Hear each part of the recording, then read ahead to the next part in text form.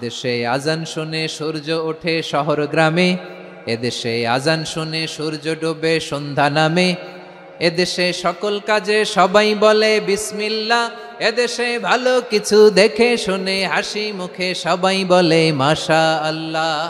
সুবহানাল্লাহ সুবহানাল্লাহ সুবহানাল্লাহ সুবহানাল্লাহ সুবহানাল্লাহ। ঠিক কিনা বলেন? সকল প্রশংসার মালিক কে?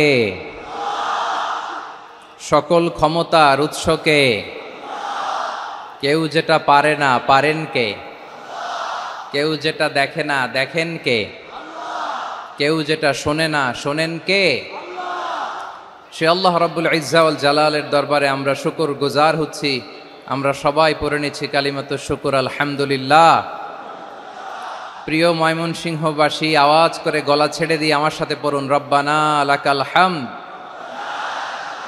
হামদান কাসীরান তাইয়্যিবান মুবারাকান ফি ইয়া রাব্বি লাকাল হামদু কামা ইয়ানবাগি লিজালালি ওয়াজহিকা ওয়া আযীমি সুলতানিকা লাকাল হামদু বিল ঈমান লাকাল হামদু বিল ইসলাম লাকাল হামদু বিল কোরআন।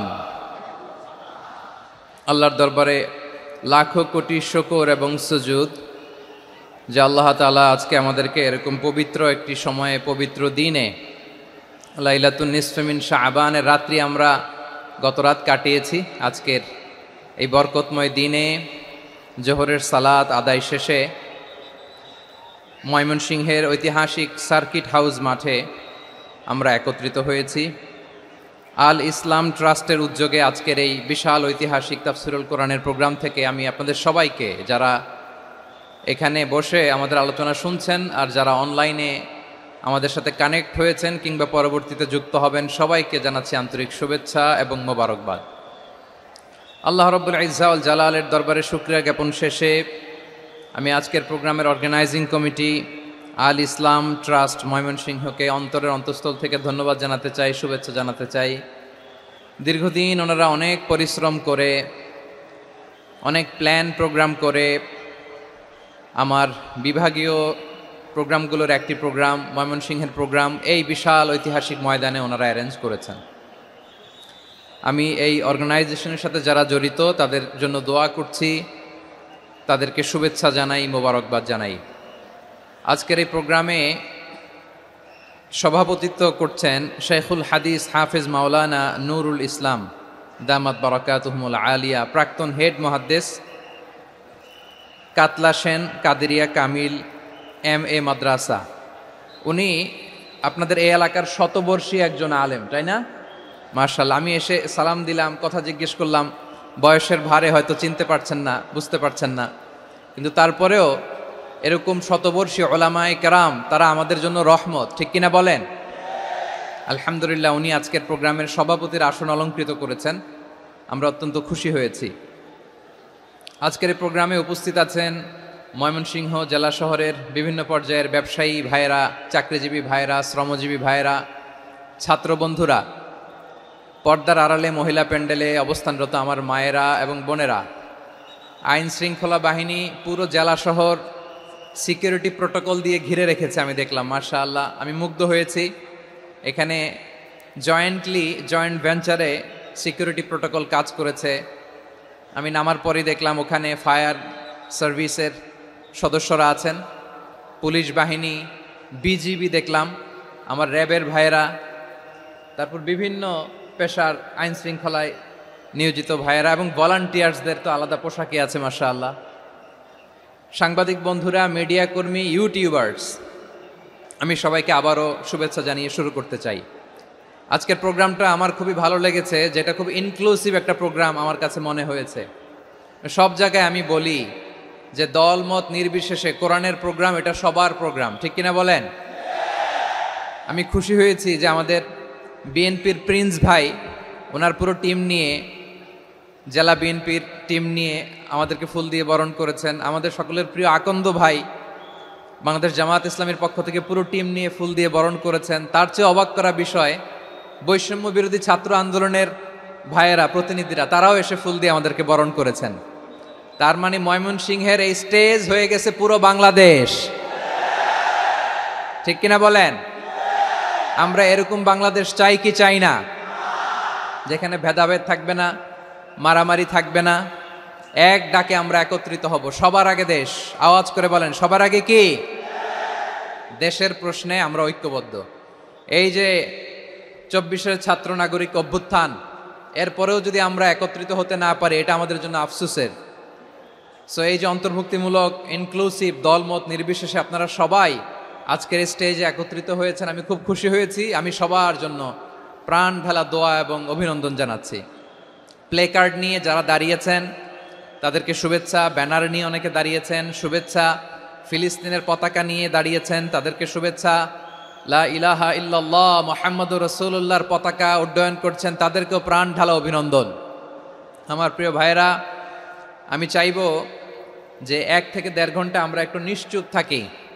আইন শৃঙ্খলা এবং ভলান্টিয়ার্স যারা আছে, স্বেচ্ছাসেবক, তারা সর্বোচ্চ চেষ্টা করছে সুশৃঙ্খল পরিবেশের জন্য। সব জায়গায় নিশ্চুপ, 2-1 জায়গায় একটু ঠিকঠাক হচ্ছে। আপনারা ঠিক হয়ে হয় বসে যাবেন, নয় দাঁড়িয়ে শুনবেন।